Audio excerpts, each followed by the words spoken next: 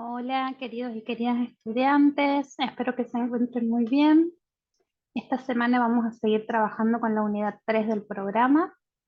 Vamos a ver específicamente los registros, los distintos tipos de lectos y las combinaciones léxicas o también llamadas colocaciones. Comencemos con la variación lingüística.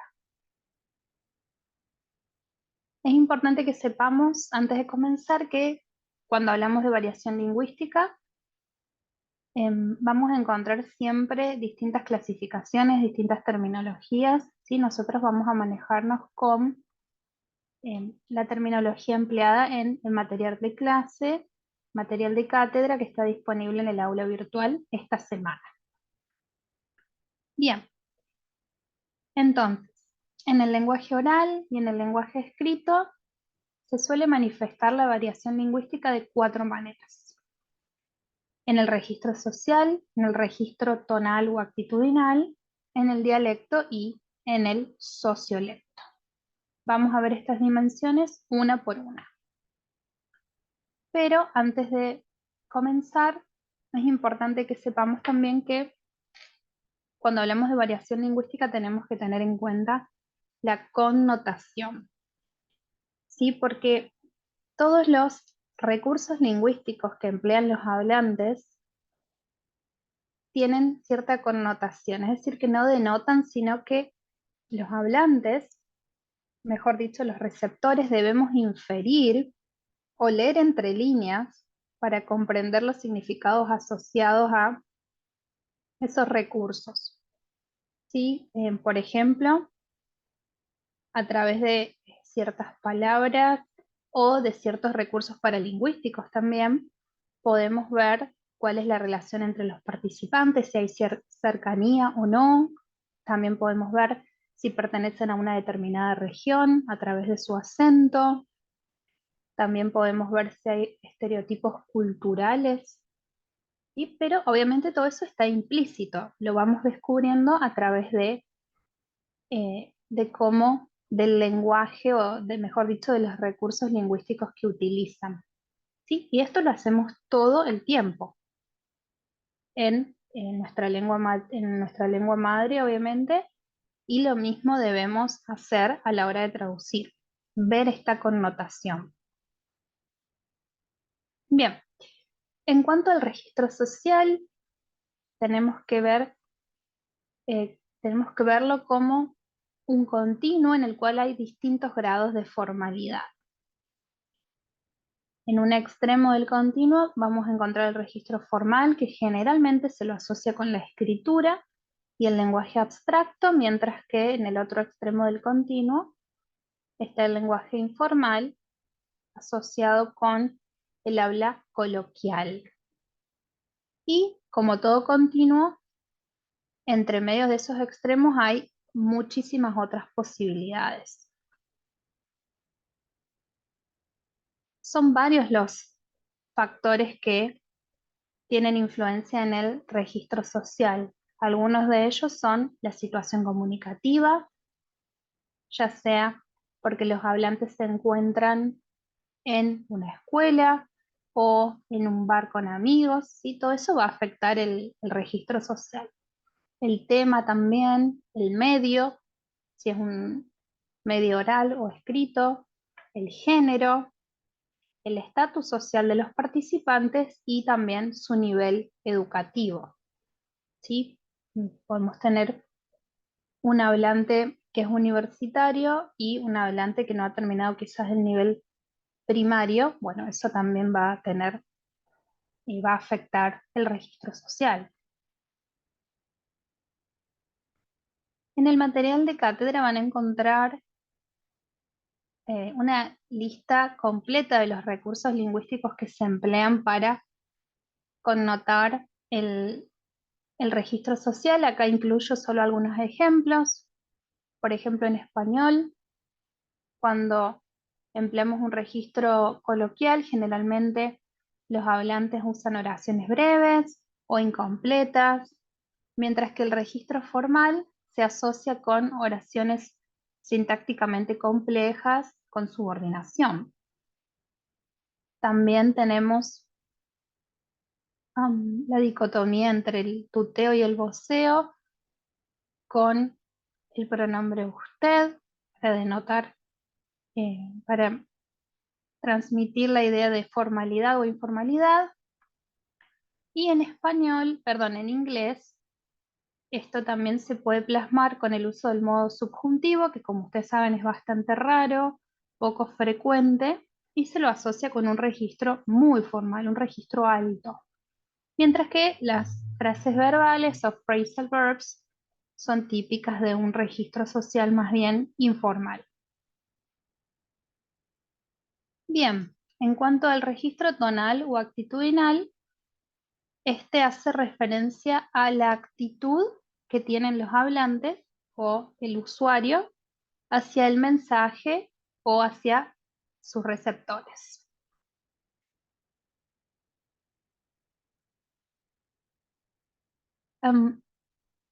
Aprovecho para decir también, esto es importante, que dado que el registro tonal está vinculado al efecto que se pretende causar en el receptor o en el lector, la interpretación del impacto que hay en el texto de origen depende en gran medida de la identificación del registro tonal.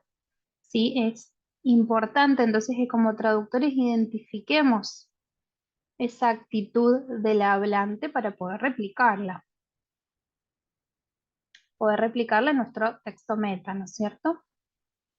Y como les acabo de decir, todo esto sucede entre líneas.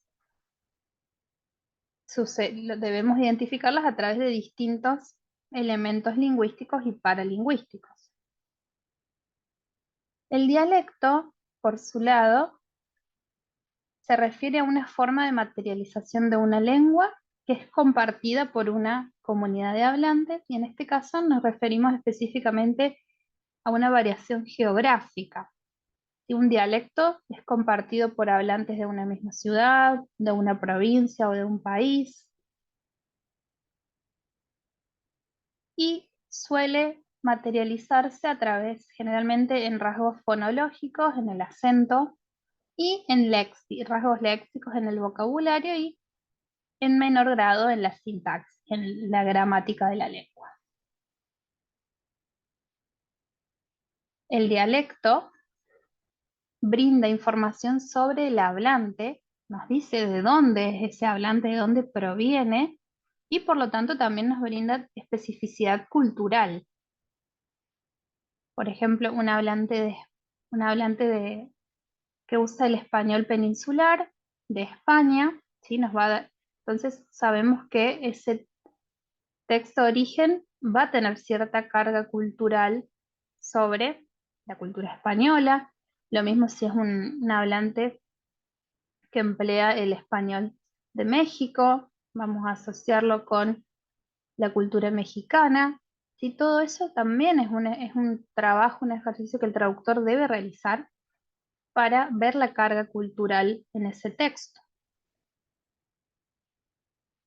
Bueno, algunos ejemplos: el español neutro, el rioplatense, el mexicano, el peninsular, ¿sí? Que se asocian a áreas geográficas específicas.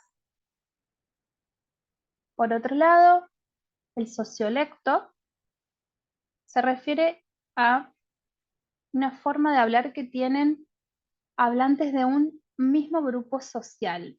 Y esto realmente es bastante amplio, pero podemos hablar de un sociolecto con usuarios de clase alta, usuarios de clase baja, usuarios profesionales, por ejemplo, un sociolecto de profesores universitarios, el sociolecto de un grupo de limpiavidrios, ¿sí? Lo vamos a asociar con el grupo social, y obviamente hay muchísimos grupos sociales.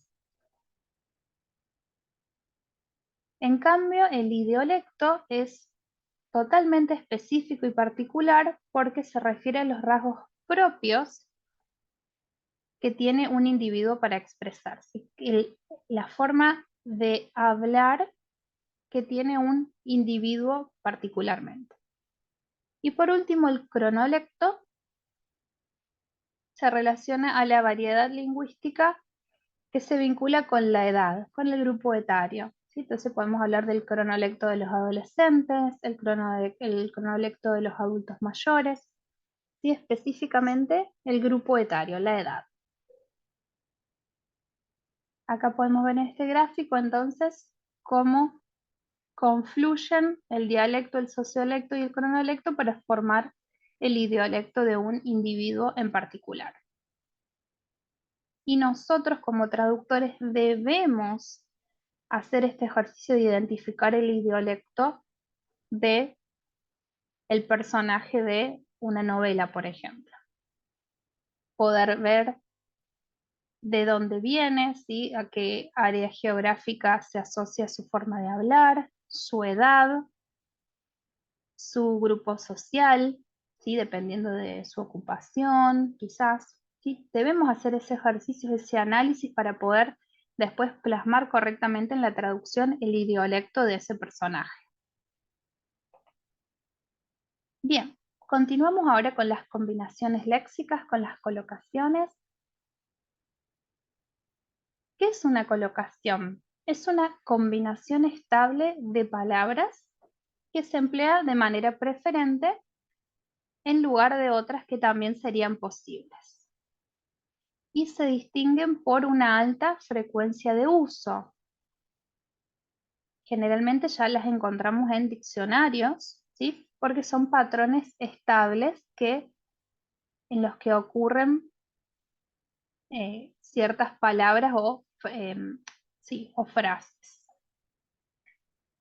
Algunos patrones de colocaciones frecuentes en español son sustantivo, preposición y sustantivo, como derecho de veto, puntos de venta, puntos de vista, también un sustantivo más un adjetivo, renta fija, poder adquisitivo, sector público, verbo con artículo más sustantivo,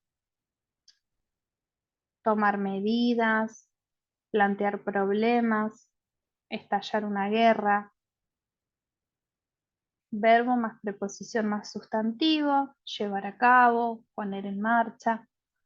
¿Sí? Son patrones, son palabras o frases que se utilizan en manera conjunta. ¿Sí? Esa es la frase y es una frase que tiene una frecuencia de uso alta. Se ha lexicalizado. Los hablantes la han lexicalizado.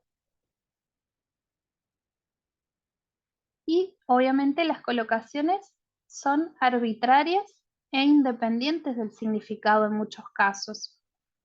¿Sí? Nosotros simplemente las empleamos porque otros hablantes, porque la comunidad lingüística las lexicalizó. Por ejemplo, en inglés, fresh water es una colocación. Es la forma en que decimos agua dulce. ¿Sí? Estas dos palabras se usan en forma conjunta porque así a través del tiempo se lexicalizó. En un diccionario las vamos a encontrar así. Y también este ejemplo nos sirve para ver que muchas veces no podemos calcar las colocaciones, sino tenemos que ver en la lengua meta si hay una colocación que podamos emplear. Fresh water no lo podemos traducir como agua dulce, porque en español no coloca, mejor dicho, no coloca con este significado. ¿Sí? Podemos hablar de agua dulce, sí, quizás, pero no para referirnos al opuesto de agua salada. Entonces, por eso esto es arbitrario y propio de cada lengua. También las colocaciones se relacionan con el registro social. Por ejemplo, si tenemos la frase depresiones aisladas, es muy difícil que en el habla coloquial encontremos usuarios empleando esta colocación, pero si quizás en otro contexto más formal, asociado a la meteorología, sí vamos a encontrar esta colocación. Bien, en el capítulo que tienen que leer para esta semana de Mona Baker, que es sumamente interesante, ella explica detalladamente problemas de traducción que podemos encontrar a la hora de traducir colocaciones y uno de los principales tiene que ver con las diferencias que hay en el patrón colocacional entre la lengua origen y la lengua meta. Mona sugiere, y lo cual es una muy buena estrategia que aplica no solo para las colocaciones, sino para las traducciones en general, es dejar reposar el texto meta por unas horas o si se puede un día o más, y luego revisarlo nuevamente, ya habiéndonos alejado por un tiempo del texto origen, para ver si hubo calcos de colocaciones y por ende hay ciertas frases o sintagmas que son poco naturales porque se han calcado.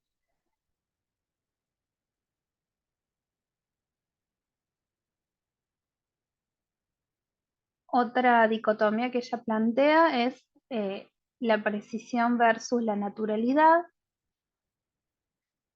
y algo muy interesante es que se plantea la idea de que a veces es posible traducir la colocación con otra colocación, ¿sí? No es quizás en la mayoría de los casos, a veces tenemos suerte y, por ejemplo, el caso de fresh water y agua dulce, lo podemos hacer, no es la misma, no podemos, no son los mismos elementos, los mismos sustantivos y adjetivos, pero podemos cambiar una colocación por otra colocación. Pero bueno, en muchos casos no se puede hacer eso, entonces tenemos que estar dispuestos a enfrentar cierta pérdida o adición o desviación del significado del texto origen. Entonces nosotros como traductores debemos analizar si en esa traducción es necesario que prevalezca la precisión o la naturalidad, ¿sí? Si vamos a quizás dejar que se pierda un poco de información para que nuestra traducción sea natural, o a lo mejor tenemos que ser muy precisos y adicionar elementos para que se mantenga ese mismo significado en la mayor medida posible. Y por último, algunos recursos que podemos emplear para verificar colocaciones. Bueno, el diccionario combinatorio de Bosque, que lo van a encontrar en el aula virtual, que es excelente. Tiene muchas colocaciones, muchos patrones que podemos usar. También está el corpus de referencia del español actual, CREA, que pertenece a la RAE. Ahí también podemos verificar si hay ciertas palabras que colocan o no, y con qué frecuencia, porque puede ser que a lo mejor encontremos que hay un ejemplo de esa colocación, pero bueno, un ejemplo no nos indica una alta frecuencia de uso. Y también tenemos disponible de manera online el diccionario de colocaciones del español. Bien, eso ha sido todo por esta video clase. Les pido que entonces que por favor lean bien el material de esta semana, que hagan las guías de lectura, porque está hecha específicamente para que ustedes puedan focalizarse en los aspectos importantes del material y obviamente tienen un nuevo trabajo práctico para poner en práctica para poder realizar una traducción con teoría aplicada. Bueno, eso es todo. Nos veremos muy pronto y estamos en contacto a través del aula virtual del foro.